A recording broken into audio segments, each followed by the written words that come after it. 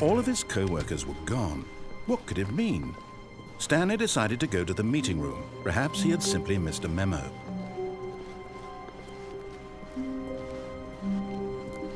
When Stanley came to a set of 2 open, this was not the correct way to the meeting room, and Stanley knew it perfectly well. Perhaps he wanted to stop by the employee lounge first, just to admire it. Ah, yes, truly a room worth admiring. But eager to get back to business, Stanley took the first open door on his left. Stanley was so bad at following directions, it's incredible he wasn't fired years ago. Look, Stanley, I think perhaps we've gotten off on the wrong foot here. I'm not your enemy, really, I'm not. I realize that investing your trust in someone else can be difficult, but the fact is that the story has been about nothing but you all this time.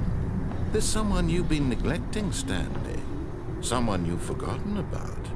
Please, stop trying to make every decision by yourself. Now, I'm not asking for me, I'm asking for her.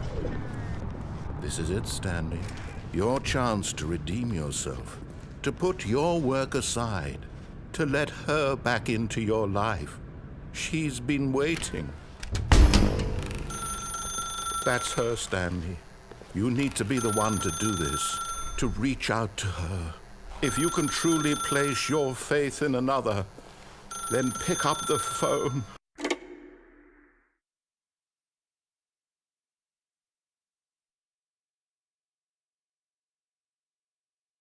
Oh, Stanley, is that you? Hold on, sweetie. Sorry to keep you waiting. I'm just pulling the bread out of the oven. All right. Okay, there we go. All right, now, I want you to come in and tell me all about your day. Gotcha. Oh, come on. Did you actually think you had a loving wife who'd want to commit their life to you? I'm trying to make a point here, Stanley. I'm trying to get you to see something. Come inside. Let me show you what's really going on here. Sorry, but you're in my story now.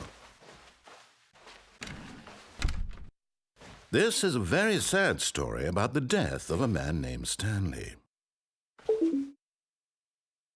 Stanley is quite a boring fellow.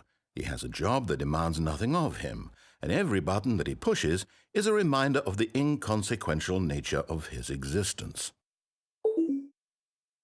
Look at him there, pushing buttons, doing exactly what he's told to do. Now he's pushing a button. Now he's eating lunch. Now he's going home. Now he's coming back to work. One might even feel sorry for him, except that he's chosen this life. But in his mind, he can go on fantastic adventures. From behind his desk, Stanley dreamed of wild expeditions into the unknown. Fantastic discoveries of new lands. It was wonderful, and each day that he returned to work was a reminder that none of it would ever happen to him. And so he began to fantasize about his own job. First, he imagined that one day while at work, he stepped up from his desk to realize that all of his co-workers, his boss, everyone in the building had suddenly vanished off the face of the earth. The thought excited him terribly. So he went further. He imagined that he came to 2 open doors and that he could go through either. At last, choice. It barely even mattered what lay behind each door. The mere thought that his decisions would mean something was almost too wonderful to behold. As he wandered through this fantasy world, he began to fill it with many possible paths and destinations. Down one path lay an enormous round room with monitors and mind controls. And down another was a yellow line that weaved in many directions. And down another was a game with a baby. And he called it the Stanley Parable. It was such a wonderful fantasy, and so in his head he relived it again, and then again, and again, over and over, wishing beyond hope that it would never end, that he might always feel this free. Surely there's an answer down some new path, mustn't there be? Perhaps if he played just one more time. But there is no answer. How could there possibly be? In reality, all he's doing is pushing the same buttons he always has. Nothing has changed. The longer he spends here, the more invested he gets, the more he forgets which life is the real one. And I'm trying to tell him this, that in this world he can never be anything but an observer, that as long as he remains here, he's slowly killing himself. But he won't listen to me. He won't stop. Here, watch this. Stanley, the next time the screen asks you to push a button, do not do it.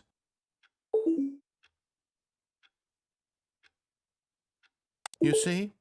Can he just not hear me? How can I tell him in a way that he'll understand that every second he remains here, he's electing to kill himself? How can I get him to see what I see? How can I make him look at himself?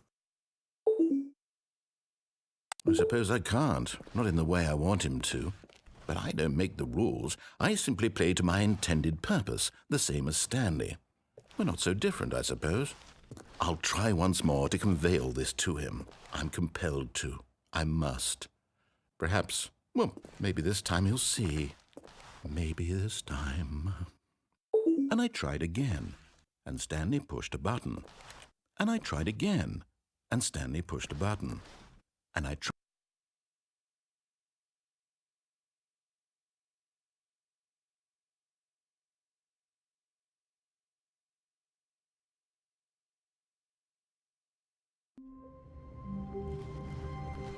All of his co-workers were gone. What could it mean? Stanley decided to go to the meeting room. Perhaps he had simply missed a memo.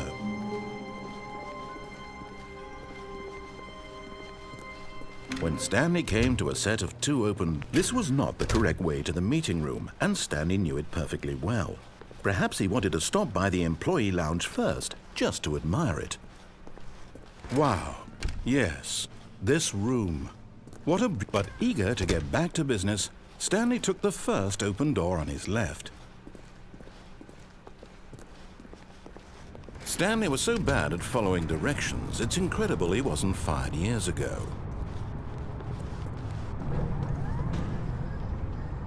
But in his eagerness to prove that he is in control of the story and no one gets to tell him what to do, Stanley leapt from the platform and plunged to his death. Good job, Stanley. Everyone thinks you are very powerful.